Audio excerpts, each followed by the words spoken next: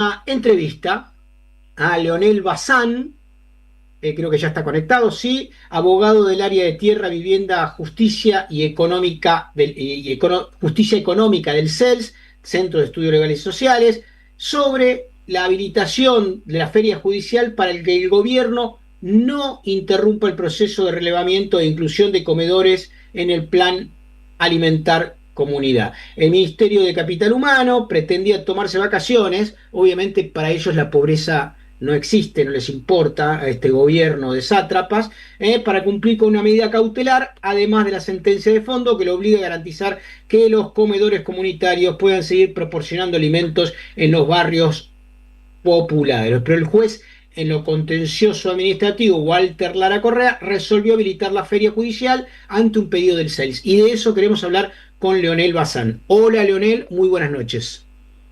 Hola Jorge, muy buenas noches, saludos ahí a la audiencia. Bueno, nos parecía muy importante esta noticia, que por supuesto muy pocos medios lamentablemente recuperan y profundizan, y que tiene que ver con las condiciones que está sufriendo parte de nuestro pueblo, que se incrementan por los despidos, por el encarecimiento de la canasta básica, por la inflación sin que se recuperen los salarios, etcétera. Contanos un poquito, Leonel, cómo es el tema de la causa y qué implicancias tiene, sobre todo para la gente que todavía sigue haciendo y que se va incrementando los comedores para tener un poquito de alimento. Bueno Jorge, como bien decías, desde el CELS pedimos la habilitación de feria judicial en el marco del caso que venimos impulsando, es un caso colectivo para que se restablezca la política alimentaria que viene suspendida desde fines de 2023, cuando asumió el actual gobierno de Javier Milei. Lo que hizo el Ministerio de Capital Humano entonces fue suspender la entrega de alimentos a comedores y merenderos comunitarios de todo el país, sin que haya un acto administrativo válido para tomar esa decisión. Y bueno, finalmente este lunes el juez Lara Correa hizo lugar a nuestro pedido de habilitación de feria para que siga moviéndose el expediente y en particular para que se incorpore a 30 comedores comunitarios concretos de Santa Fe, de Chaco, de Catamarca, de Jujuy, de Córdoba y de la provincia de Buenos Aires, y bueno, y que reciban los alimentos las familias que asisten a estos comedores. Y ahí me parece importante remarcar una cuestión, Jorge. No estamos hablando acá de una cuestión meramente teórica o solo jurídica, ¿no? Porque estamos diciendo que desde diciembre de 2023, en un contexto, como vos decías, socioeconómico muy complejo, con muy altos niveles de pobreza, de indigencia, se suspendió la política alimentaria. Esto, cuando lo analizó cada uno de los jueces que intervinieron, porque no solo intervino el juez de primera instancia, sino también en segunda instancia se confirmó la decisión, se calificó esto como una conducta omisiva gravísima que viola derechos básicos. ¿Y por qué considerás, es una pregunta media tonta la que voy a hacer, pero necesito que se responda, ¿por qué considerás que el Estado le importa tan poco el alimento de quienes no tienen ni siquiera para morfar? Bueno, acá hay un planteamiento de parte de Sandra Petovelo y del Ministerio de Capital Humano de querer llevar a que estamos discutiendo cuestiones de opción de política, ¿no? Si hay que hacer una política social de asistencia directa o si tienen que intervenir o no los comedores comunitarios en la asistencia alimentaria. Pero lo cierto es que no se trata de eso, y ahí la sentencia de primera instancia, que fue en octubre del 2024, fue clarísima.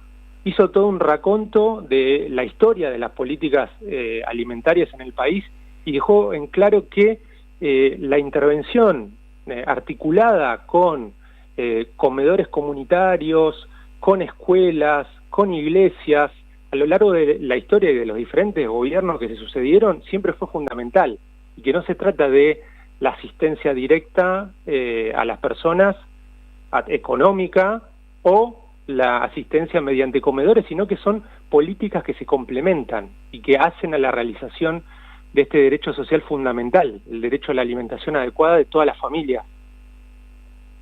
¿Qué argumenta Petovelo para negarse a cumplir la orden judicial? Bueno, para nosotros es gravísima la situación actual porque imagínate, Jorge, que estamos hablando de 3 sentencias a favor del derecho a la alimentación y de las familias que asisten a los comedores, tanto de primera instancia como de la Cámara Contencioso Administrativa y también de la cautelar, que ordenaron a Capital Humano que restablezca las políticas alimentarias, y desde ese momento hay un incumplimiento sistemático por parte del Ministerio de Capital Humano. No solo eso, no solo el incumplimiento, sino que en lugar de asegurar que estén los platos de comida necesaria en cada uno de los comedores, lo que se ocupó fue incluso de presentar un recurso ante la Corte para que revea todo lo que se decidió, en vez de ocuparse de lo que corresponde y de cumplir las órdenes judiciales que están vigentes. Nosotros ahí lo que planteamos claramente en este juicio, que lo iniciamos en conjunto con la UTEP, es que no se puede ajustar en materia de política alimentaria. El hambre no puede ser una variable de ajuste, y hay obligaciones concretas que tiene el Estado y que están definidas en la Constitución y en los tratados de derechos humanos. Tiene que garantizar el derecho a la alimentación de toda la familia, porque estamos hablando en definitiva de niños, niñas, personas mayores, familias en situación de vulnerabilidad en todo el país, que no tienen su plato de comida hoy y que están esperando que Petovelo cumpla con la decisión judicial.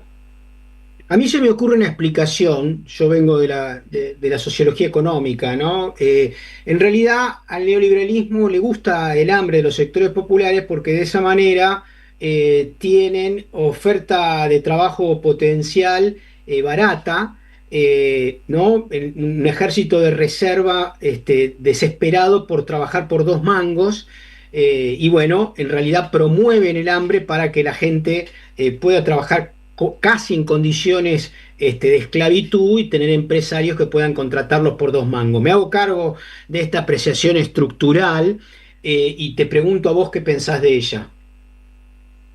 No, el planteo que se hace, por lo menos en la causa, tiene que ver con plantear en términos antagónicos la política social de asistencia directa vía asignaciones universales por hijo, asignación universal por embarazo, tarjeta alimentar, en contraposición a la política social instrumentada a través de organizaciones de la sociedad civil, organizaciones sociales, parroquias, como comentaba antes.